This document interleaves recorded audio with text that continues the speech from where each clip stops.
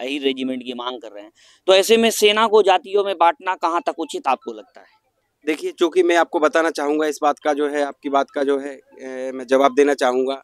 कि असल में क्या है कि जो जाति रेजिमेंट है अभी से नहीं है, ये अंग्रेजों के समय से ये जाति रेजिमेंट चला आ रहा है। इसमें क्या होता है कि जो जाति कहीं न कहीं जो बलवान होती है, लड़ाकू कौम होती है, उसका जो है रेजिमेंट बनाया गया। लेकिन चूँकि जब हाई रेजिमेंट ना होने के कारण जब कंधे पर जो है यहाँ पर जाति का नाम लिखा नहीं होता है और दूसरी जाति का यहाँ पर नाम लिखा होता है, तो कहीं न कहीं हमारी जो भावनाएँ हाथ होती हैं कि अंग्रेजों से जो है कहीं न कहीं विद्रोह चालू कर दिया था हमारे यादव समाज के लोगों ने। वो जब विद्रोह चालू किया तो उन्होंने सोचा कि ये यादव समाज लड़ाकू कौम है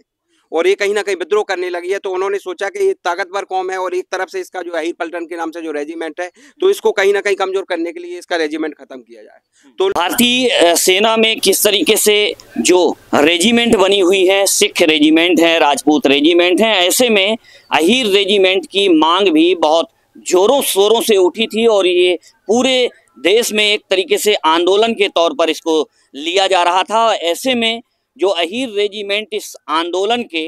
जो मुखिया हैं, राष्ट्रीय अध्यक्ष हैं राजकुमार यादव जी हमारे साथ हैं। हम उनसे जानेंगे कि आखिरकार अहीर रेजिमेंट की जो मांग है उनके द्वारा क्यों उठाई गई और इसका आखिरकार मकसद क्या है।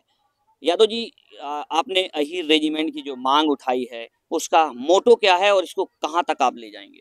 देखिए, सबसे पहले तो जो है अहीर रेजिमेंट की आवाज़ को उठाने के लिए आपने जो मुझे बात करने का अवसर दिया है, इसके लिए मैं आपके जो है चैनल के माध्यम से आपका धन्यवाद देना चाहूँगा। मैं आपका खुद का मेरा परिचय देते हुए बात को आगे बढ़ाऊंगा। मैं राजकुमार यादव हूँ और अहीर रेजिमेंट का जो आंदोलन है वो उसमें राष्ट्रीय स्तर से हम लोग पूरा मध्य प्रदेश से लेकर के पूरा देश में चलाते हैं। चूँकि मैं आपको बताना चाहूँगा कि एक तरफ जो है भारतीय सेना है, भारतीय सेना में लगभग कई सारी जो है जाति विशेष के आधार पर रेजिमेंट है।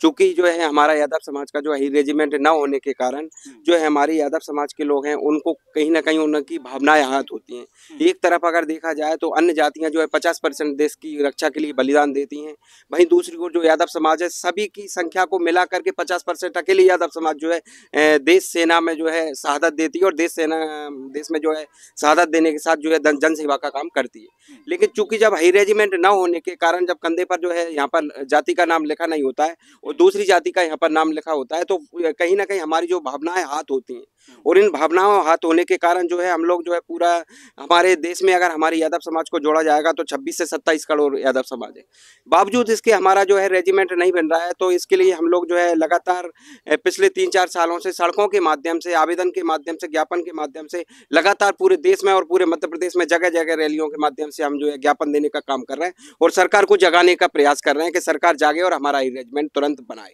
लेकिन आपको ऐसा नहीं लगता है कि राजनीति में भी कहीं ना कहीं जो जाति है वो हावी रहती है? ऐसे में सेना में इन जातियों को शामिल करना जाति के तौर पर, चाहे वो मैं सिख रेजिमेंट की बात करूं, राजपूत रेजिमेंट की बात करूं, आप अहीर रेजिमेंट की मांग कर रहे हैं, तो ऐसे में सेना को जातियों में बांटना कहाँ तक उचित आपको लगता है? देखिए, चूँकि मैं आपको बताना चाहूँगा इस बात का जो है, आपकी बात का जो है मैं जवाब देना चाहूँगा कि असल में क्या है कि जो जाति रेजिमेंट है अभी से नहीं है, ये अंग्रेजों के समय से ये जाति रेजिमेंट चला आ रहा है। इसमें क्या होता है कि जो जाति कहीं ना कहीं जो बलवान होती है, लड़ाकू कौम होती है, उसका जो है रेजिमेंट बनाया गया। मैं आपको बता देना चाहता हूँ कि जो अंग्रेजों के द्वारा जो हमारी जो सेना है ना, इसमें रेजिमेंट था पहले, अहीर पलटन के नाम से जो रेजिमेंट था पहले, हाँ, अंग्रेजों के समय में हाँ रेजिमेंट था। लेकिन चूंकि क्या हुआ कि जो राव तुलाराम यादव जी के नेतृत्व में 5000 की जो सेना के साथ जो है अंग्रेजों की जो कार्य प्रणाली थी उसको भांप लिया था। तुलाराम जी ने भांपने के साथ उन्होंने कहा कि अंग्रेजों से जो है कहीं ना कहीं विद्रोह चालू कर दिया था हमारे यादव समाज के लोगों ने। वो जब विद्रोह चालू किया तो उन्होंने सोचा कि ये यादव समाज लड़ाकू कौम है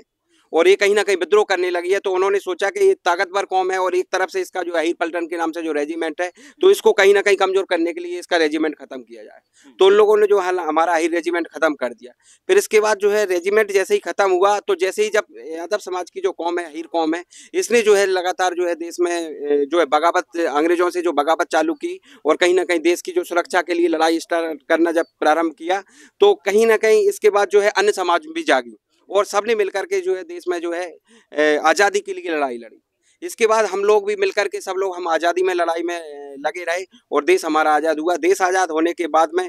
हम लोगों ने फिर इसके बाद हम लोगों ने सोचा कि सबसे पहले तो हमको देश आज़ाद कराना था, तो बीच में हमने अहीर रेजिमेंट की हमारी मांग नहीं की। लेकिन जब देश आज़ाद हुआ तो फिर इसके बाद हम लोगों ने कहीं ना कहीं रेजिमेंट की जो मांग फिर से स्टार्ट की है, तो सरकारों से आग्रह करना चाहते हैं कि हमारा जो है रेजिमेंट नहीं बनाया जाए। अगर हमारा रेजिमेंट नहीं बना है तो अभी तो हम आंदोलन कर रहे हैं, इसके बाद हो सकता है कि कुछ बड़ा कदम उठाना पड़े। इसके लिए सरकार जो है जवाबदेही होगी अगर हमारा रेजिमेंट नहीं बना तो। मतलब सड़कों पर उतरेंगे, सड़कों पर सीधे भी तौर पर। उतरेंगे, और फिर इसके अलावा जो यादव समाज करता है, आप जानते हैं वो खून में ही होता है, वो भी कर सकते हैं। क्या मैं आपसे ये बोल रहा हूँ कि यादव समाज है वो लड़ाकू कौम है, तो मतलब सड़कों पर लड़ने के लिए उतर मैंने जाएं। आपसे क्या कहा कि सरकारों से लड़ेंगे हम, अच्छा संविधान के माध्यम से लड़ेंगे। अच्छा, संवैधानिक तौर पर किसी तरीके की कोई हिंसा नहीं, या वैसी कोई बात नहीं। मैं आपसे ये बोल रहा हूँ कि संवैधानिक तौर से हम लोग सरकारों से लड़ेंगे, लेकिन हम जो आंदोलन करेंगे, ज्ञापन देंगे जो भीड़ तंत्र के माध्यम से, उसके बाद अगर किसी तरह का कुछ नुकसान होगा तो वो सरकारी जवाबदार होगी ना इसकी, अगर नहीं बनाएगी तो। सही है कि नहीं? ठीक है, लेकिन मुझे लगता है शांतिपूर्वक तरीके से अपनी बात को रखना ही शायद संवैधानिक तौर पर, जिस तरीके से आपने बात कही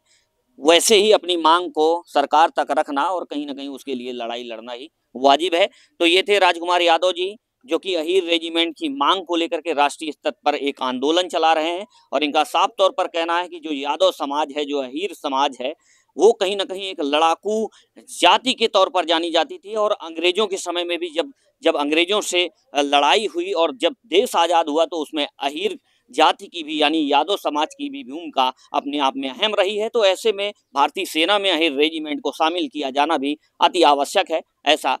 जो राजकुमार यादव हैं उनका मानना है।